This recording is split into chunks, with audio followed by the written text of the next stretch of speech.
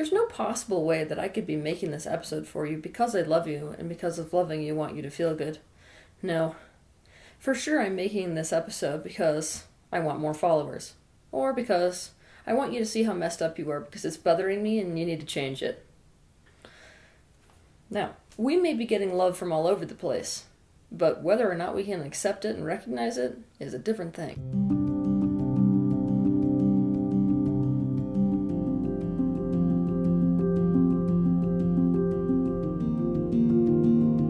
People often think that I focus on the primary relationships that people have in childhood, specifically with their parents, because I'm on some mission against parents. This is so not the case. What I am on a mission for is awareness. And the problem is, with awareness, reality is not always sunshine, gumdrops, and roses. The reality that we must accept, no matter how much we love our parents, is the fact that there is not really a parent alive today that is in a perfect state of health, alignment, integration, and awareness. And this means, because they're not in that perfect state, they're going to negatively influence the alignment, the awareness, the integration, and the health of the child. Most parents alive today do not understand what love really is, and therefore do not express real love to their children. Most parents can't be truly honest even with themselves about why they had kids. Most parents don't even see that the loving things they do for their children are actually self-serving and often against the best interests of their child. Most parents have no idea how to develop healthy intimacy with their child. Most parents have no idea how to feed their child so they're actually healthy. And most parents have no idea how to parent a child's emotions. Our awareness as a species is in its infancy. Now, obviously, this stuff is subconscious. It's a very rare parent that wakes up and deliberately tries to ruin their child's life, right? Most parents are doing the exact opposite. But our desire to defend our parents is actually working against us. When we defend things being the way they are or were or make excuses for them being that way, it is because of what we're afraid of happening if we don't do that. I want you to ask yourself this question. If I really admitted to and accepted the ways that my own parents messed up, what bad thing do I think would happen? Even though some of you, based off of actually seeing the reality of your parents and how it influenced your life today, may decide that the best thing for you to do is to separate from your parents for a time, but this is not necessary.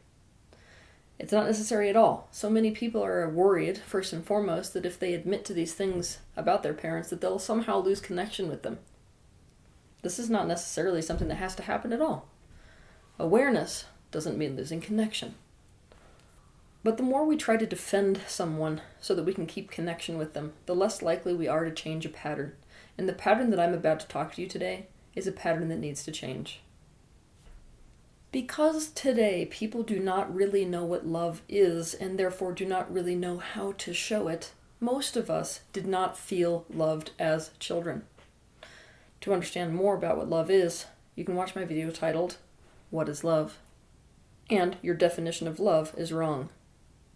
If we grew up the scapegoat in a dysfunctional family, we felt like we were the family garbage can. If we grew up the golden child in a dysfunctional home, we felt that we weren't really accepted for us, but instead we were accepted for how much we were able to give ourselves up for the sake of other people's needs. If we had a parent that was hell-bent on our success, we could feel if it was really much more about how they looked to other people than it was about really wanting something good to happen for us. If they gave us something, expecting something in return, we could feel that indebtedness no matter what they said. No matter what story we told ourselves, how much of their story that we accepted or what we told other people, down deep, we could feel we weren't really loved.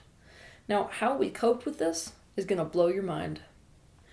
In order to cope with not feeling loved, we came up with a belief that made us feel much less powerless. The belief we adopt is love doesn't really exist. It is to tell the story that all people are self-centered to avoid the feeling that you have no value. Think about it. If the most painful thing was to feel that you were not loved, in which case you would be worthless and emotionally starved, and not close to the very people upon whom your life depended, then the way to escape from that feeling state and the thoughts that go along with it would be to tell yourself it's not that you aren't loved, it's that love doesn't exist. This allows you to maintain your self-concept instead of feeling like total crap. This allows you to stay close to the people whom you wouldn't actually feel close to if you understood you weren't loved. And this also enables you to make it more about the universe at large instead of just single yourself out. And this also makes it so that you can adapt to the scenario in order to get your needs met. And the way that you adapted to this scenario of love not existing is to adopt a strategy in the universe of transaction. What you do is you accept the reality that if anything does anything remotely resembling love towards you, then it is because they are trying to get something for themselves.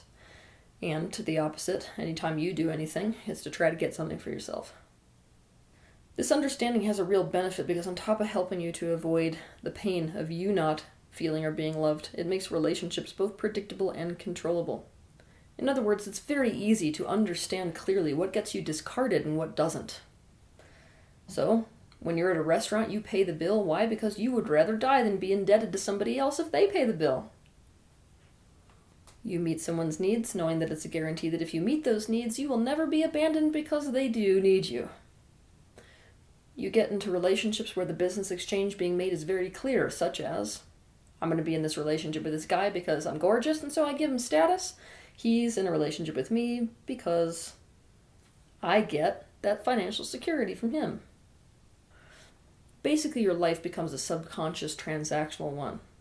To understand more about this, I want you to watch one of my videos.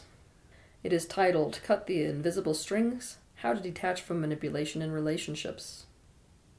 But the flip side of this coin, the one I really want you to understand today, is how you react to people showing you love in relationships.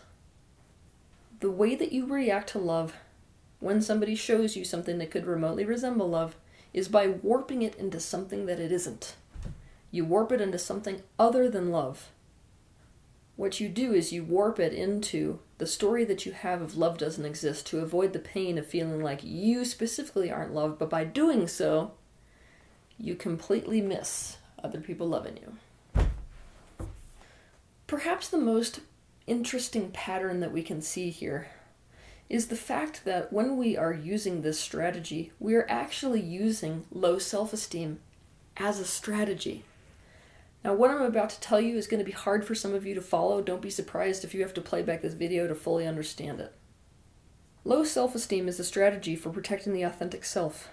If you can't survive in an environment as an authentic expression, because that leads to consequences, the ego is born. The ego is a strategy that can only exist in an environment where there are others. It is a strategy to become a self that gets approved of. That self-concept has to be something that endears you to the people in your life. The ego, in and of itself, therefore, is a protector. It protects you by agreeing with the people upon whom your life depends. So your self-concept that endears you to mom and dad is a poor self-concept. It is, I agree, I have no value. To disagree with mom and dad by maintaining a positive self-concept in the face of not feeling loved by them is to be at war with the people upon whom your life depends. But in order to survive emotionally, the ego that protects the authentic self splits in two. The vulnerable aspect of ego, which feels it has no value, and the protector aspect, which discovers a strategy to have value for others, to get love where it isn't being freely given. The vulnerable self-concept gets suppressed through the strategy you are using to be valued, a transactional one. It is helpful to see that a low self-concept is a strategy, and therefore it too is not who and what you really are. It is an inauthentic expression. I've drawn you this diagram to try to explain how this works. So if this is the authentic self, the protector self that comes in front of it is the ego. The ego then splits. All the fragmentation that's happening is essentially about the ego splitting. It can split many times, but here's this polarity split. The polarity split that happens is the strategy, which is endearing you. It's keeping you safe because it's endearing you to mom and dad by agreeing with them. So therefore the strategy itself is shame. And this part that's suppressed is the virtue, those positive aspects. This is one of those reasons that I'm telling you that what's in the shadow is not all negative. Sometimes it's positive. If you're using this strategy that we're talking about today, shame is your strategy to get closeness. Therefore, it's the protector self. But as you can see, these are fragments of the original protector, which is still hiding the authentic self. If you watch yourself, anytime somebody does something that resembles love, either you don't take it in, or you warp it into something that's digestible for you, something other than love, so that you can take it in and meet those needs of yours. For example, let's say that somebody does something nice for you. You're asking yourself, well, they're probably wanting to get something out of it. And then you decide what that thing is, and you give it to the person. Or someone helps you with a pattern that you've got going in your life, and you tell yourself, no, it's not because they love me, it's because this pattern of mine is so obnoxious to them that they want me to change it for them. Someone cooks something for you, and what do you tell yourself? It's because they want recognition for how talented they are. Someone helps you to get healthy or to lose weight, and you tell yourself that they're doing it because they're so embarrassed being seen with you. Someone does some chore around the house that helps take pressure off of you, and what do you tell yourself? Either they're doing it to absolve themselves from guilt, or it's being done just because it needs to be done. Someone invites you on a trip to go somewhere, and what do you tell yourself? They just don't want to go alone. I could go on and on all day with these examples. If you want to see an example of someone who has adopted this strategy clearly, watch the character Connie Baker, played by Ginnifer Goodwin, from the movie Mona Lisa's Smile. When you operate within the world with this strategy, what happens is a scarcity mentality where you end up starving to death because you have to work so damn hard for everything you get. You have to make everything a transaction. You have to work hard for everything coming in your direction. You also build walls to prevent feeling good. When you do this, what you're doing is building walls not only to keep pain out, but also to keep pain in. Because of this, I want you to watch 2 of my videos. The first is titled How to Receive. The second is titled Building Walls to Keep Pain In. Because we live in a world where, quite frankly, people don't know how to love each other, it is important that we understand when somebody is being transactional and calling it love. We have to understand when they're doing something, saying it's for us when it really is 100% for them. But let's just stop here for a minute. If you're one of the people who relates to this video, you're already well aware of that side of the spectrum.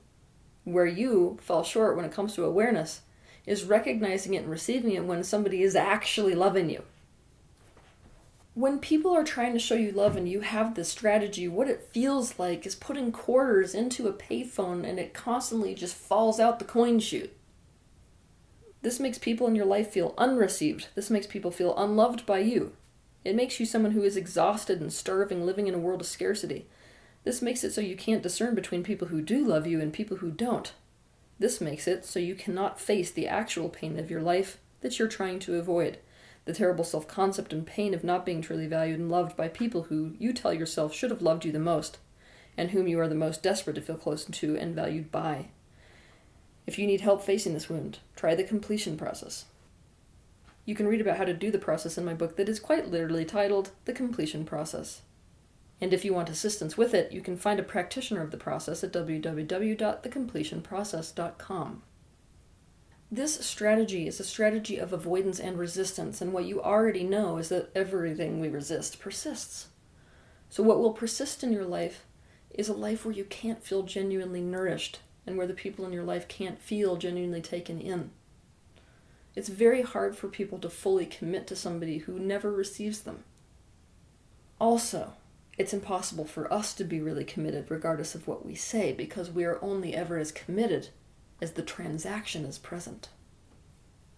If you have someone in your life that is like this, then what you've got to do is make them aware of when you are showing them something or doing something for them because of love. Because they're going to naturally warp it, remind them, hey, I'm actually doing this for you because I love you. Also, the other way to make this safe, and the only way to make it safe, is to expose the times and the circumstances when you are not doing it because of that, but are in fact doing it because of a transaction. It makes relationships safer for us to say, yeah, I'm doing this so that this can happen. That's safer than not exposing the transaction at all, which is where most of us are. If we continue to live from this story, we will perpetuate the same kind of world that created this pain, that created this strategy to begin with. So the change in the world must happen with you. Recognize the things that you do in order to get a need met by other people. And recognize the story that you're telling yourself every time somebody shows you love. And first and foremost, recognize this wound that you are trying to avoid feeling by telling yourself the story that love doesn't exist.